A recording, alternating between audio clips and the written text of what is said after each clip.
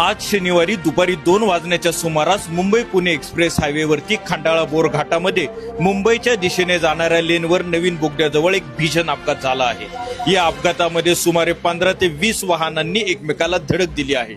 एका कंटेनरचे brake fail झाल्याने हा अपघात झाल्याचं सांगण्यात येत आहे। या अपघातात सापडलेल्या सर्व वाहनांचे मोठ्या प्रमाणात नुकसान झालेले आहे।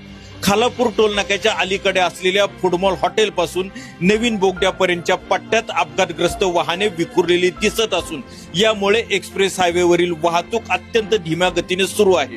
त्यामुळे प्रवाशांना मोठ्या त्रासाला समोर जावे लागत आहे। या अपघातामध्ये एकूण 17 जण जखमी झाले असून दुर्दैवाने एका व्यक्तीचा मृत्यू झाल्याची प्राथमिक माहिती मिळत आहे। जखमींपैकी एक जण गंभीर जखमी असून उरलेल्या 15 जणांना किरकोळ दुखापती झाल्या आहेत। खोपोली पोलीस आणि स्थानिक पोलीस तात्काळ घटनास्थळी दाखल झाले असून मदत कार्य वेगाने सुरू आहे।